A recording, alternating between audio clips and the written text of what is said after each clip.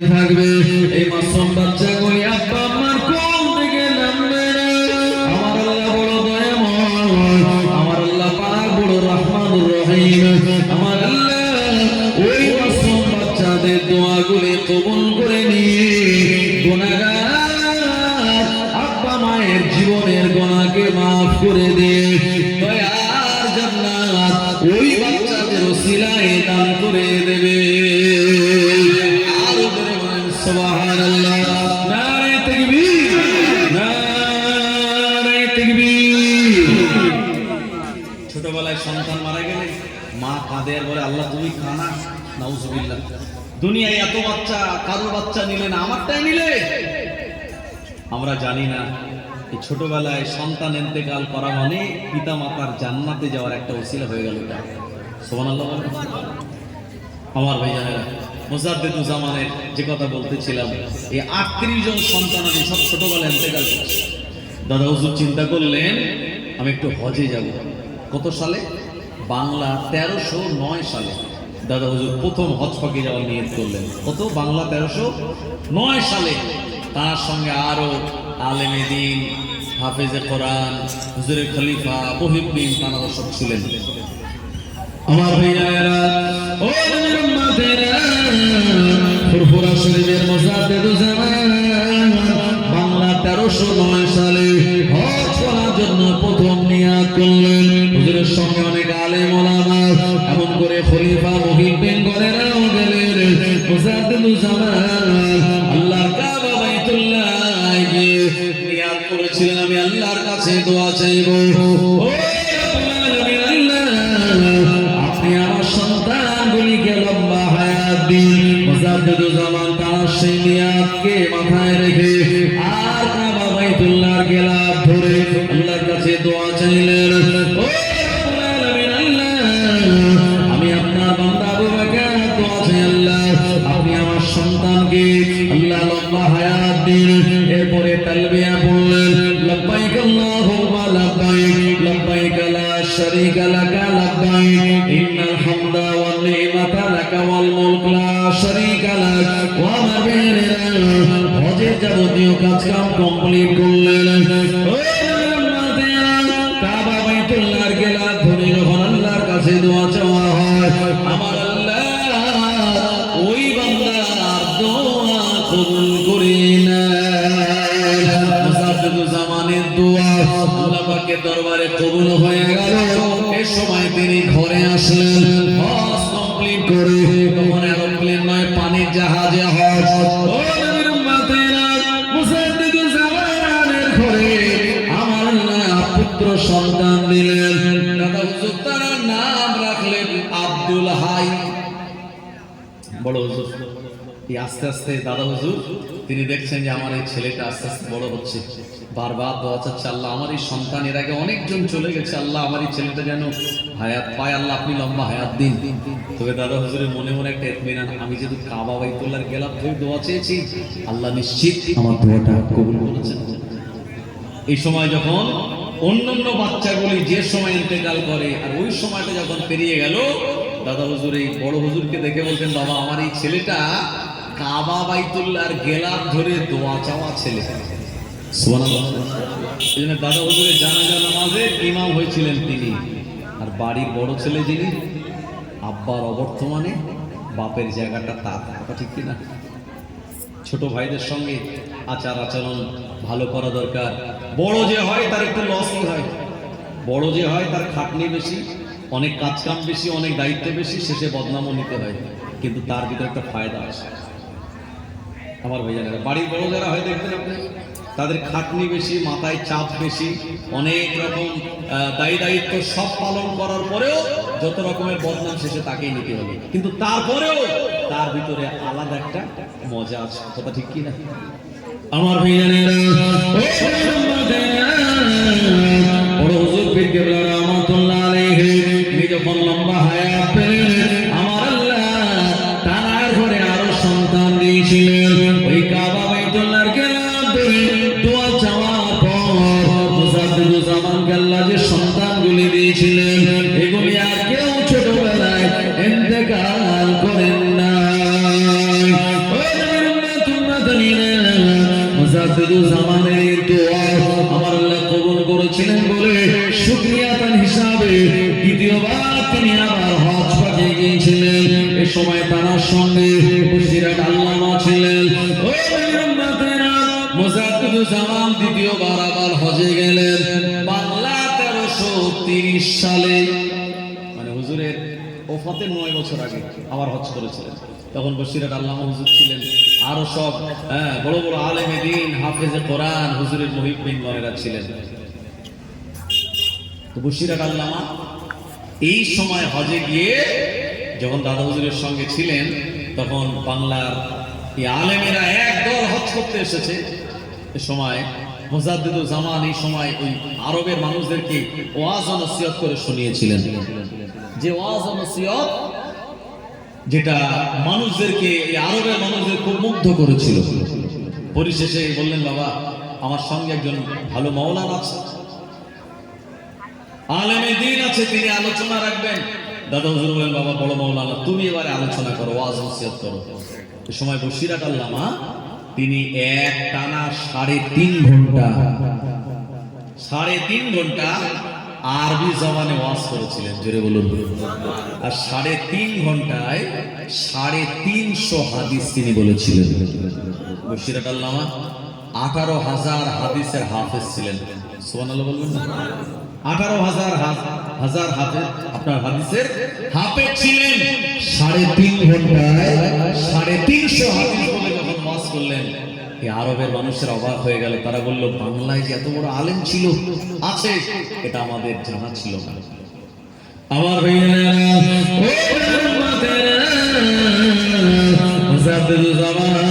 এই বাংলা 1330 সালে যে হজ তিনি কমপ্লিট করেছিলেন, এই জায়গায় গিয়ে তিনি তার মতো আহলে সুন্নাত ওয়াল জামাতের উপরে, পিরানে তরিকাতের উপরে এই জায়গায় তিনি কিছু খেদমত রেখেছিলেন।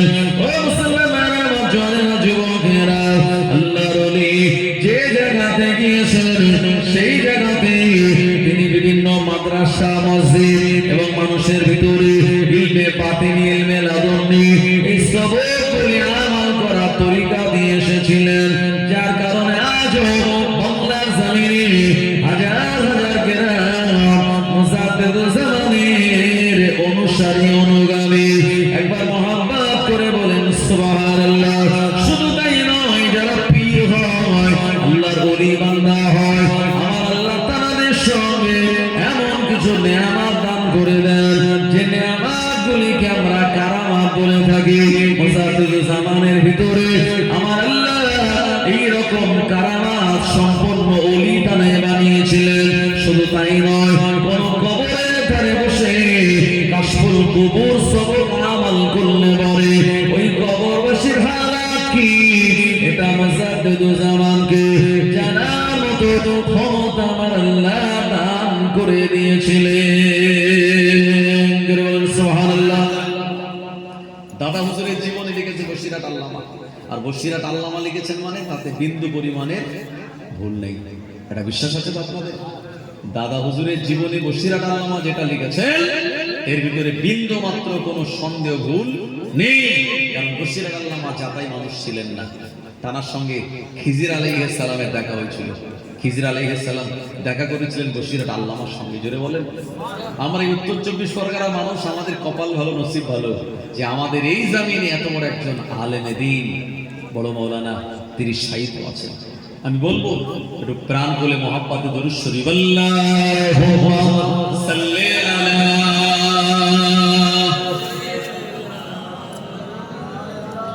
ওয়া আলা আলি সাইয়্যিদিনা।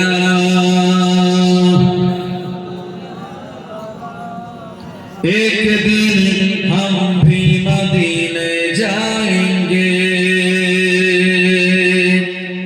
एक दिन हम भी मदीने जाएंगे, मुस्तफा नजर करम फरमाएंगे, मुस्तफा नजर करम फरमा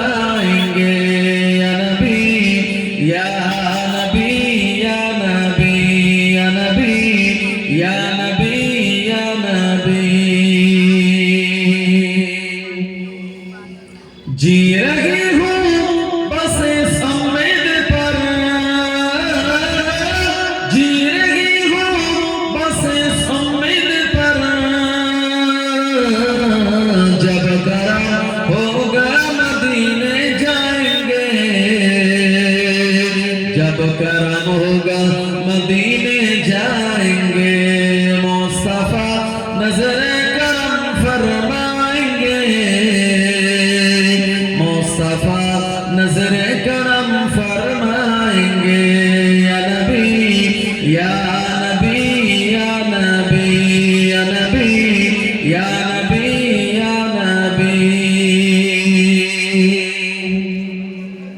साकिए कौसर करम फरमाएंगे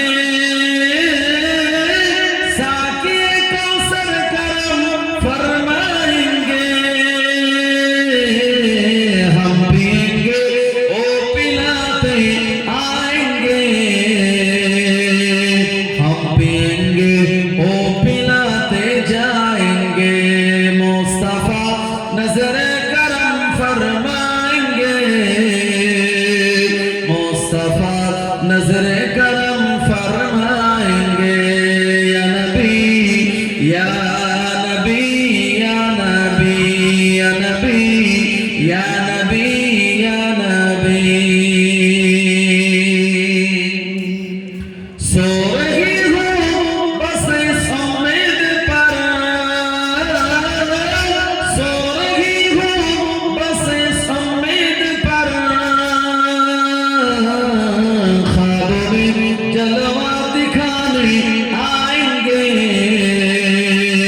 ख्वाबों में चेहरे दिखाने आएंगे मुस्तफा नजर करम फरमाएंगे मुस्तफा नजर करम फरमाएंगे या नबी या नबी या नबी या नबी या नबी या नबी अल्लाहुम्मा सल्ली अला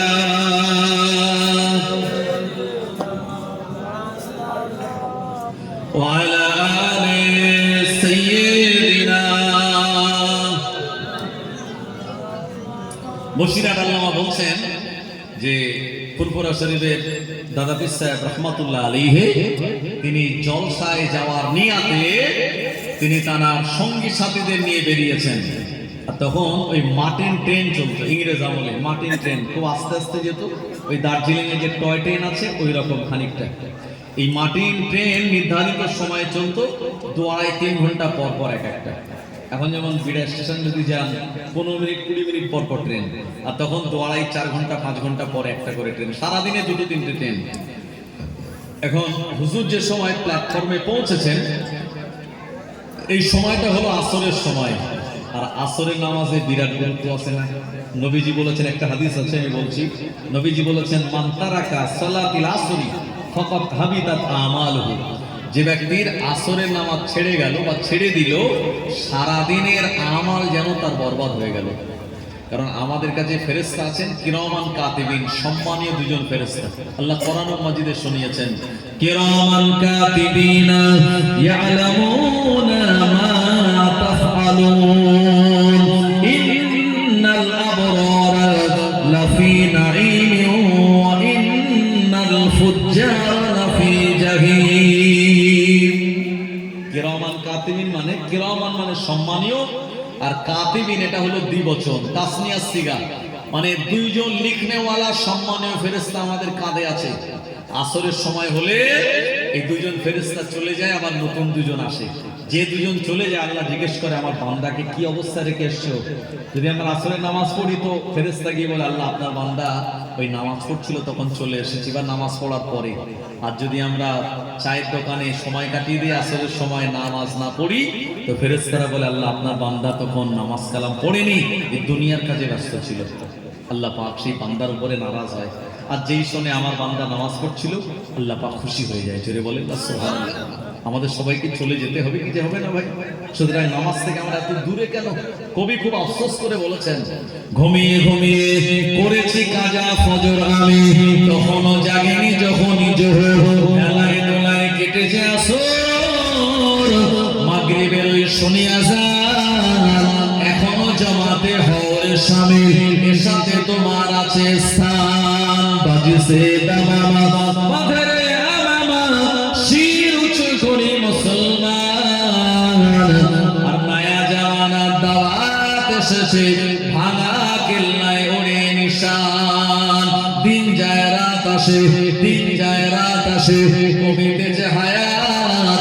চিন্তা করে দেখো সবে সামনে মত, হাসি খুশি রং তামাশা ছাড়ি এখন বড় সবে আল্লাহ আল্লাহ থাকিতে জীবন।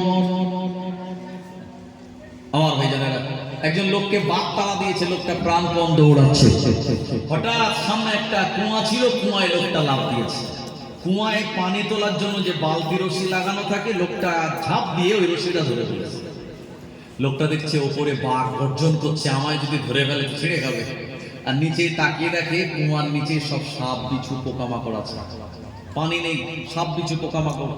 যে রশিটা ধরে ঝুলছে, হঠাৎ সামনে তাকিয়ে দেখে উপরে ওই রশিতে একটা সাদা ইঁদুর আর একটা কালো ইঁদুর, এরা দুজন মিলে রশিটা কেটে দিচ্ছে। কটা বিপদ ভাই? তিনটে বিপদ। ওপরে গেলে বাঘে ধরবে, দড়িটা ছিঁড়ে নিচে পড়লে সাপ কিছু কামড়াবে, আবার দড়িটা দিয়ে ধরে ঝুলছি, তাতে আমার সাদা আর কালো ইঁদুর দুজন মিলে কেটে দিচ্ছে। হঠাৎ লোকটা এই তিন বিপদের মাঝখানে দেখতে পেল যে কুয়ার পাশে একটা সুন্দর মৌচাক, সেই মৌচাকে আপনার মধু টক টক করে পড়ছে। এই সুন্দর মৌচাকের মধু পড়ছে, এটা সে হাত পাতলো, তার হাতে এসে পড়লো। ওই মধুটা যে জিহ্বায় দিল, এত মজা এত স্বাদ লাগলো, ওই তিনটে বিপদের কথা তার মাথা থেকে ভ্যানিশ হয়ে গেল। এটা হলো মাজাজি, মানে রূপক। উসুলের কিতাব মাদ্রাসায় পড়ানো হয়, যার নাম হলো নুরুল আনোয়ার, উসুলের কিতাব। এই মাজাজি মানে রূপক, আর হাকিকাত শুনুন। এটা বললাম মাজাজি, রূপক। হাকিকাত হলো যে বাঘ তাকে তাড়া দিয়েছিল, এটা হলো মৃত্যু। যে কুয়ার ভিতরে সাপ বিছু পোকামাকড় ছিল, এটা হলো কবরের আযাব। আর যে দড়িটা ধরে লোকটা ঝুলছিল, এটা হলো 60-70-80 বছরের হায়াতের রশি। সাদা ইঁদুর হলো দিন, কালো ইঁদুর হলো রাত। রাত দিন যত চলে যাচ্ছে, আমাদের হায়াতের রশিটা তত বেশি দুর্বল হয়ে যাচ্ছে। আর যে মধুটা সে পান করলো, দুনিয়ার নারী, গাড়ি, বাড়ি, টাকা পয়সা, এসবগুলি যেগুলি পেয়ে আমরা ভুলে গিয়েছি, নামাজ রোজা থেকে দূরে চলে গিয়েছি, এই মধুটা হলো দুনিয়ার এসব কিছু। আমার ভাইয়ানেরা, সুতরাং মৃত্যু আমাদের একদিন আসবেই। চেষ্টা করলে মরণ থেকে কেউ বাঁচতে পারবো না, কিন্তু চেষ্টা করলে জাহান্নামের আগুন থেকে বাঁচা সম্ভব। চিন্তা করে দেখো না কবরে কি যাইবে না, চিন্তা করে দেখো না কবরে কি যাইবে না। যেই কবরে আল্লাহ ছাড়া সঙ্গী কেহ থাকবে না, যেই কবরে আল্লাহ ছাড়া, আল্লাহ ছাড়া বন্ধ কেহ থাকবে না। চিন্তা করে দেখো না কবরে কি যাইবে না। আজান কানে শুনিয়া কেমনে থাকো ঘুমায়া, আজান কানে শুনিয়া কেমনে থাকো ঘুমায়া।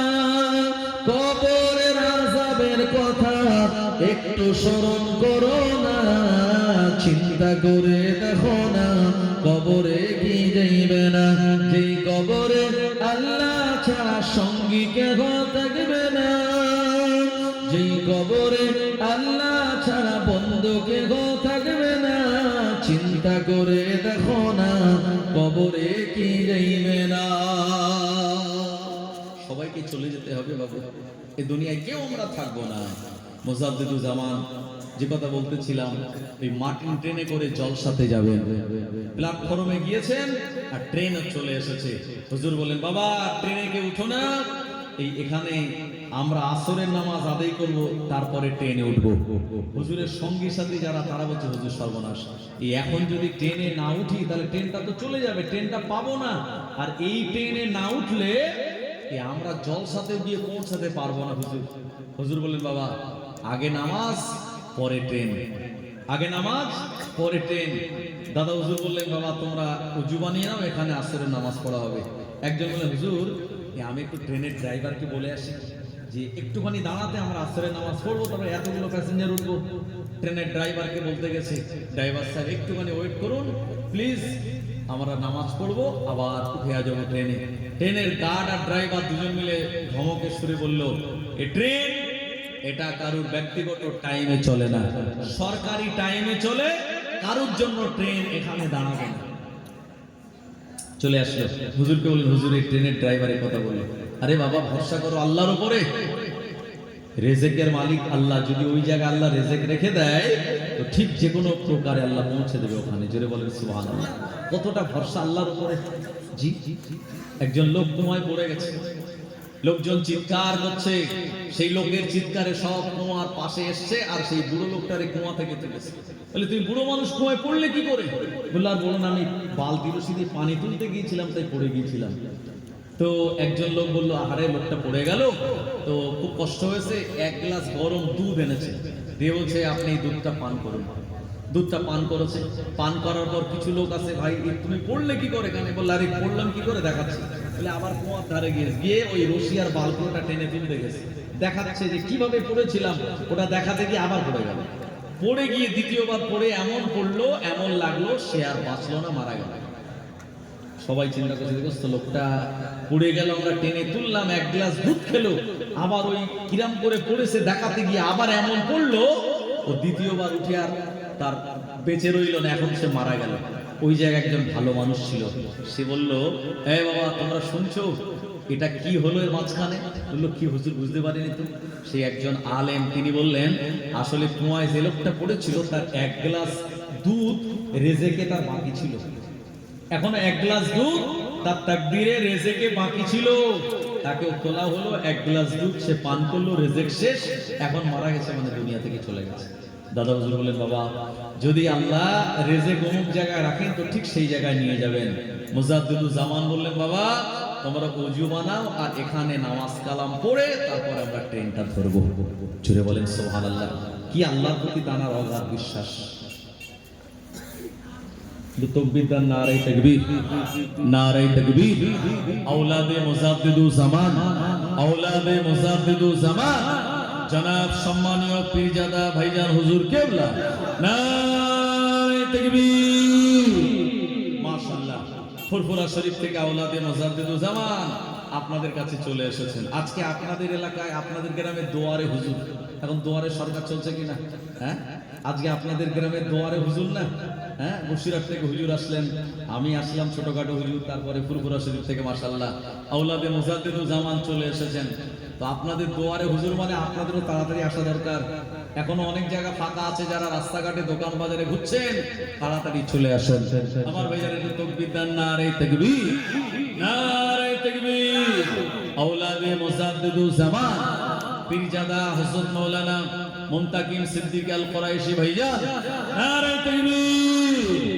আমার ভাইজানেরা, মুজাদ্দিদুল জামান দাদা হুজুর পীর কেবলা রাহমাতুল্লাহ আলাইহি, তিনি ওই ওযু বানিয়ে সবাইকে নিয়ে নামাজে দাঁড়িয়ে গেলেন। আমার ভাইজানেরা, আল্লাহ রাব্বুল আলামিনের অপার কুদরতি ক্ষমতায় দেখা গেল ওই ট্রেনটা হঠাৎ বন্ধ হয়ে গেল, ট্রেনের ইঞ্জিন স্টপ হয়ে গেল।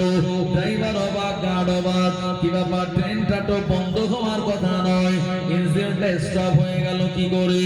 ও আল্লাহর ওলি মুজাদ্দিদুল জামান দাদা হুজুর পীর কেবলা রাহমাতুল্লাহ আলাইহি আসরের নামাজ আদায় করে সালাম ফেরানোর পরে বললেন, বাবা তাড়াতাড়ি তাড়াতাড়ি তোমরা ট্রেনে উঠে যাও, বাবা তাড়াতাড়ি ট্রেনে উঠে যাও। তারা সবাই ট্রেনে উঠে গেলেন তাড়াতাড়ি। আল্লাহর ওলি মুজাদ্দিদুল জামান আমিরুশ শরিয়াত দাদা হুজুর রাহমাতুল্লাহ আলাইহি ট্রেনের কোচে পা রাখার সঙ্গে সঙ্গে আবার ওই ট্রেনটা ইঞ্জিন পুরোনো স্টার্ট হয়ে গেল। জোরে বলেন। ট্রেনের ড্রাইভার অবাক, হ্যাঁ আমাদের দাঁড়াতে বললো, আমরা দাঁড়ালাম না, ইঞ্জিন বন্ধ। তারপরে আবার নামাজ কালাম পড়লো, আবার যে ট্রেনে উঠলো ইঞ্জিন তো অটোমেটিক চালু হয়ে গেল। ওদিন থেকে ট্রেনের ড্রাইভারটা বুঝেছিল এই যে ফকির সাহেব মানুষ, এই যে মুরব্বী মানুষ, তিনি যাতাই মুরব্বী নয়, এনার ভিতরে আলাদা এক্সট্রা কিছু পাওয়ার আছে। এই পাওয়ারটার নাম কি? তাকবীর, নারে তাকবীর। ভাইজান হুজুর কিবলার আগমন, জোরে বলেন শুভেচ্ছার স্বাগত, নারে তাকবীর। আমার ভাইজানেরা,